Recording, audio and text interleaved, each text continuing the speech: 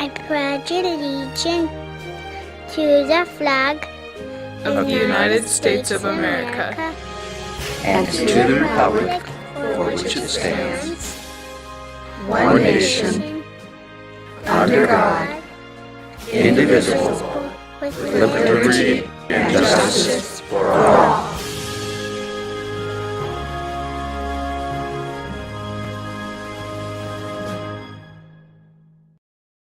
Once the internees had moved into the camps, it became clear to the adults that it was up to them to make the best of their situation.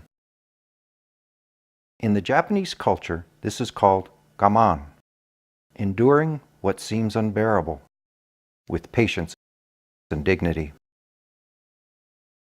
As a result, they held elections to select block leaders who would represent their concerns to camp administrators and would see that there was a degree of safety and regularity within the camp proper.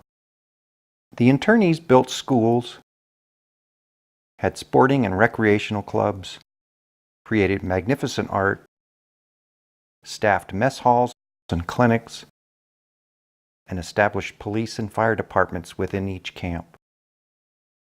The adults worked hard to create a feeling of normalcy, especially for the children who now lived in a place surrounded by barbed wire fences and armed guards. Once government administrators were confident the internees were both productive and orderly, they gave them permission to purchase items for themselves from the Montgomery Ward and Sears catalog. Every camp was a community, and we had our newspapers. Every camp had its newspaper, and of course that tells everybody what's going on, as well as telling people that they could try to be on the council.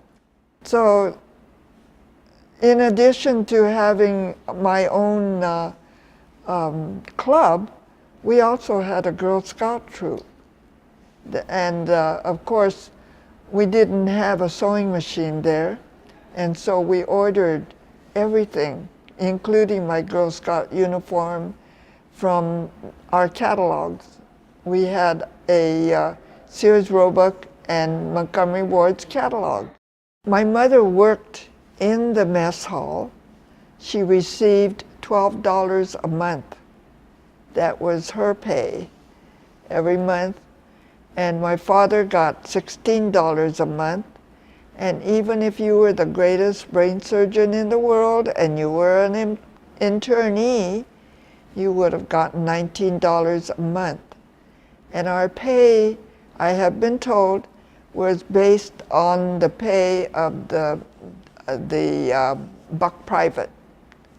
We're not supposed to get more than the buck private. I remember how everybody assembled in the mornings and we raised the American flag and pledged allegiance to the flag of the United States of America.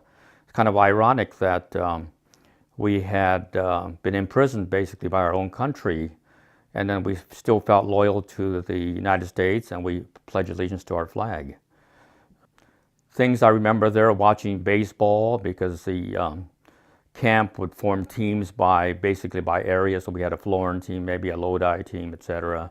Baseball was a very active sport.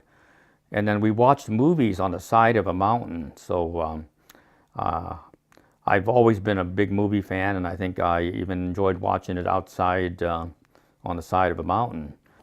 Is that we'd see these cowboy and Indian movies, and we'd say, the Indians are going to come save us and we're going to get out of the camp. And years later, when I saw how powerless they were, I said, see, isn't that how a child is? You think someone's going to come save you, but they had no power to do anything like that. I didn't want other people to say, oh, the Japanese had a good time in camp, because that was not true.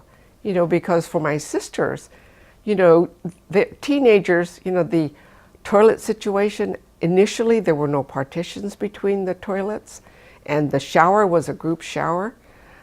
My sister said that they would wait until late in the night to go, just so that they wouldn't have to shower with everyone else.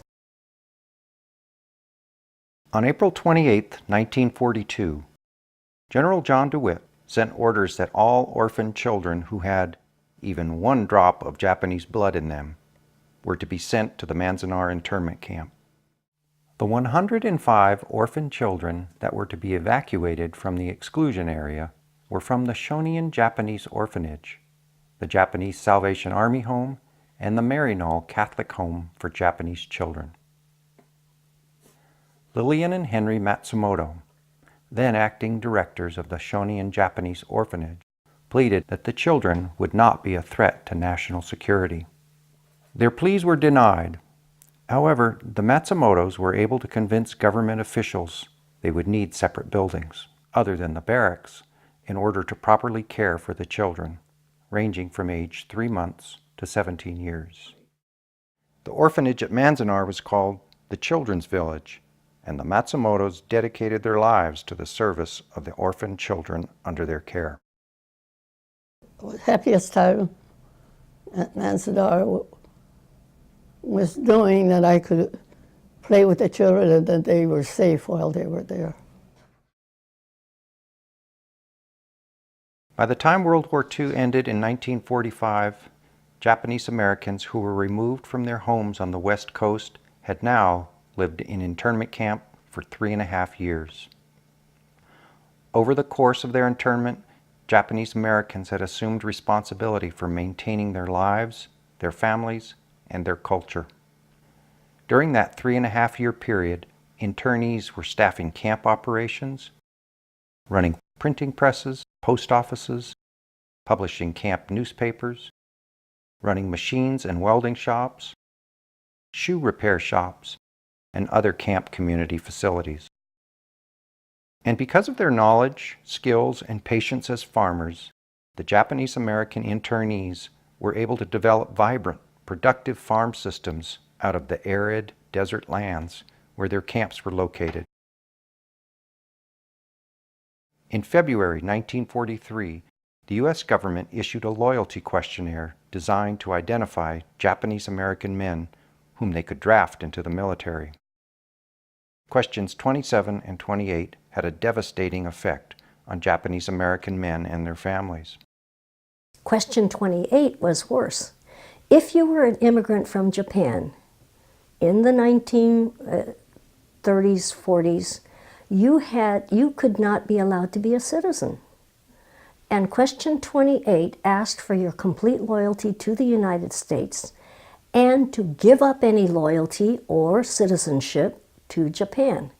Okay, so if you were an Issei, an immigrant from Japan, not allowed citizenship in the United States, and you gave up that citizenship to Japan, you had no citizenship of any country. So Japanese Americans suffered a great deal from having been put into the camps. We lost financially, we lost our freedom. I think we lost a certain amount of self-dignity or self-respect. Because you think about it, if your own country has imprisoned you, maybe some of the people had doubts about, gee, are we as good as other citizens too? So I think that had some kind of a effect psychologically on Japanese Americans.